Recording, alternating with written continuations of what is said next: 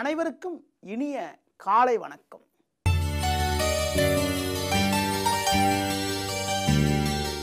இன்று 30/7/2015 ஆடி 14 வியாழக்கிழமை. சதுர்த்தி திதி மாலை 6:58 வரை பின்பு பௌர்ணமி. பூராட நட்சத்திரம் பகல் 11:56 வரை பின்பு உத்திராட நட்சத்திரம். சித்தயோகமானது நாள் முழுவதும் உள்ளது. ராகு காலம் மதியம் 1:30 முதல் 3 மணி வரை. யமகண்டம் காலை 6 மணி முதல் 7:30 வரை.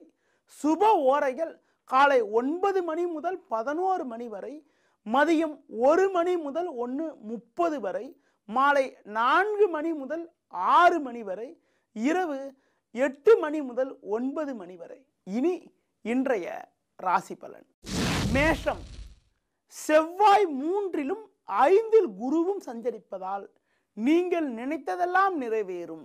உடன் இருப்பவர்களுடைய ஆதரவானது மிகவும் நன்றாக இருக்கும். சந்திரனானவர் 9ல் சஞ்சரிப்பதால் மன அமைதி ஏற்படும். ரிஷபம். சூரியன் 3லும் 5ல் ராகுவும் சஞ்சரிப்பதால் சின்ன சின்ன நெருக்கடிகள் ஏற்பட்டாலும் எதையும் எதிர்கொள்வீர்கள். சந்திரனானவர் அட்டமஸ்தானத்தில் சஞ்சாரம் செய்வதால் குழப்பங்கள் தொடர்ந்தபடி இருக்கும் என்றாலும் மாலை 6:46 பிறகு சந்திரனானவர் 9க்கு செல்வதால் மாலைக்கு பிறகு குழப்பங்கள் ஓரளவுக்கு விலகி மன நிம்மதி ஏற்படுவதற்கான வாய்ப்புகள் இருக்கிறது. மிதுனம். சமசப்தமஸ்தானமான 7ஆம் வீட்டில் சந்திரனும் 2ல் சூரியனும் சஞ்சரிப்பதால் பொருளாதார ரீதியாக ஏற்ற மிகுந்த பலன்களை அடைவீர்கள். மாலை 6:46 பிறகு சந்திரனானவர் 8ல் சஞ்சரிக்க இருப்பது இரவு வேளையில் சந்திராசிரமம் இருப்பதால் நிதானமாக செயல்படுவது, புதிய முயற்சிகளை தவிர்ப்பது மிகவும் நல்லது. கடகம். 6, 7 ஆகிய ஸ்தானங்களில் சந்திரனானவர் வலுவாக அமையப்பெற்று 2ஆம் வீட்டில் குரு சஞ்சரிப்பதால் பெரிய மனிதர்களுடைய ஆதரவானது உங்களுக்கு கிடைக்கும். தொழில் நிமித்தமாக லாபகரமான பலன்கள் இருக்கும். மறைமுக எதிர்ப்புகள் விலகி சாதகமான பலன்கள் ஏற்பட்டு மன அமைதி ஏற்படும். சிம்மம். செவ்வாய் லாபஸ்தானத்தில் அமையப்பெற்று பஞ்சமஸ்தானத்தில் சந்திரனானவர் சஞ்சரிப்பது உன்னதமான அமைப்பாகும். இருக்கக்கூடிய இடத்தில் உங்களுடைய மதிப்பு மரியாதைகள் மேலோங்கும்.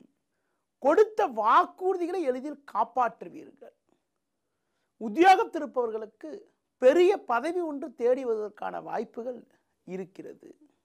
கன்னி. செவ்வாய் 10லும் 11ல் சூரியனும் சஞ்சரிப்பது அற்புதமான அமைப்பாகும். புதிய வாய்ப்புகள் உங்களை தேடி வரும். அரசு வழியில் கூட நீங்கள் எதிர்பார்த்த உதவிகள் கிடைக்கும்.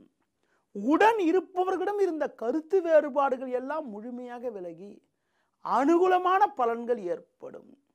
நெருங்கியவர்களை அனுசரித்து சென்றால் சாதகமான பலன்களை எளிதில் அடைய முடியும். துலாம். சந்திரனானவர் 3ல் அமையப்பெற்று லாபஸ்தானத்தில் குரு சுக்கிரன் சஞ்சரிப்பது உன்னதமான அமைப்பாகும். எதிர்பாராத தன வரவுகளால் இருந்த கடன் பிரச்சனைகள், நெருக்கடிகள் விலகி சாதகமான பலன்களை அடைவீர்கள். அவப்பெயர்கள் விலகி இருக்கக்கூடிய இடத்தில் நல்ல பேர் எடுப்பீர்கள். விருச்சிகம். சுக்கிரன் 10லும் லாபஸ்தானத்தில் ராகுவும் சஞ்சரிப்பதால் பொருளாதார ரீதியாக ஏற்ற மிகுந்த பலன்களை எளிதில் அடைவீர்கள். 8ல் செவ்வாய் சஞ்சரிப்பதனால் வண்டி வாகனங்களில் செல்கின்ற பொழுது நிதானத்தோடு இருப்பது, முன்கோபத்தை குறைத்துக் கொள்வது மிகவும் நல்லது. தனுசு. குருவானவர் பாக்கியஸ்தானத்தில் சுக்கிரன் சேர்க்கை பெற்று அமையப்பெற்று ஜென்ம ராசியில் சந்திரனானவர் சஞ்சரிப்பது நல்ல அமைப்பாகும். ஆரோக்கிய ரீதியாக இருந்த பாதிப்புகள் எல்லாம் முழுமையாக விலகி சுறுசுறுப்பாக செயல்படுவீர்கள்.